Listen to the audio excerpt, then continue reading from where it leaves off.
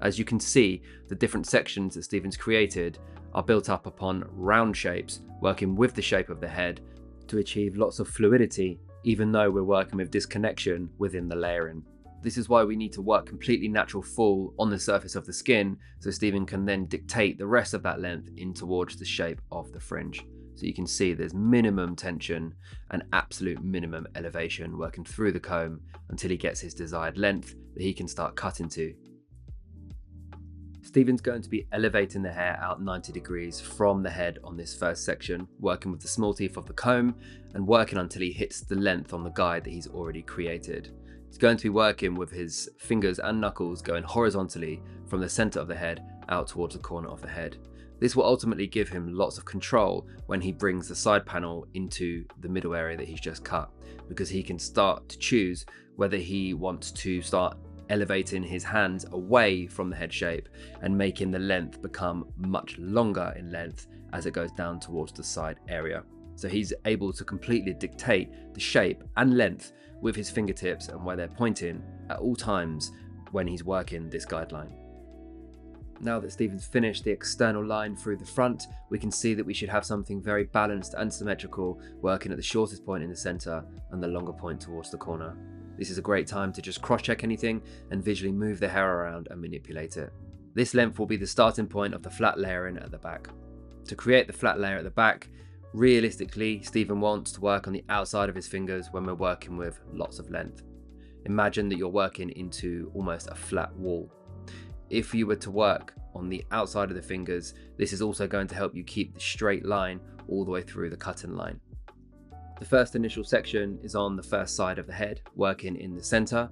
You can see that he's starting at the top where he's created that guide from the front, and then he's going to work down the cutting line until he reaches the bottom of the nape or until he runs out of hair. But you can see that the choice of length that Stephen is deciding to work, he should realistically be working all the way down towards the bottom of the nape.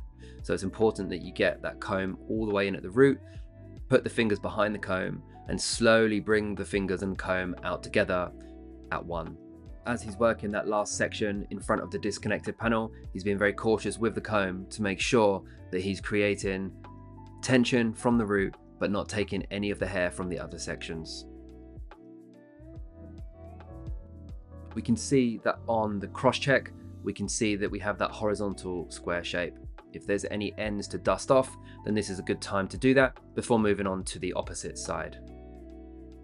Once Stephen works from the center out towards the corner, really creating and shaping that outline very visually, he's then going to work from the opposite side in the center out towards the corner of the head again, going from shorter into longer.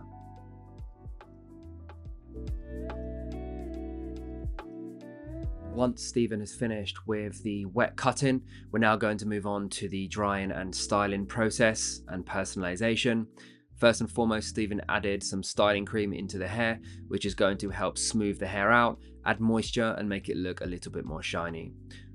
The choice of tool that he's going to use for the drying is the hairdryer with the round brush, which will allow him to get a nice bit of tension through the roots by placing the brush closest to the head as possible, and then working with the hair on top of the round brush, slightly twirling the round brush as he pulls it out to maintain that tension.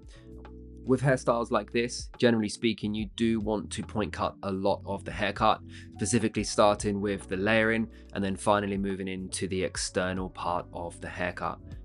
Once the frontal area and side areas have been texturized, we can now move on to the back area of the head, where we want to work again in panels, everything above the occipital bone, then everything through the occipital bone, and then everything towards the nape area. Some of these areas may need more texturizing than others, so it's important to understand where needs texturizing and where doesn't. The final piece of personalization Stephen's going to work is the razor through the dry hair on the top of the fringe panel. This is again going to enhance the movement, really soften out the weight line towards the bottom and increase that bit of curvature on the external line. As you can see, Stephen is now manipulating the hair and playing around with the final styling of the haircut, As soon as he starts pulling out those shorter layers, we can really see the softness and the movement and volume that they can create when we start to play around with the styling. We have that beautiful sweep from the front, which just curves out and exposes the eyes, sits on top of the cheekbone to really show the facial structure off. We can wear this hairstyle in a very sleek and very modern way, where their eyes are covered and it becomes a bit more editorial, or they front areas can be clipped away from the front where we can see more of an everyday look. We hope that you've enjoyed this cutting tutorial, and we hope to see you on the next one.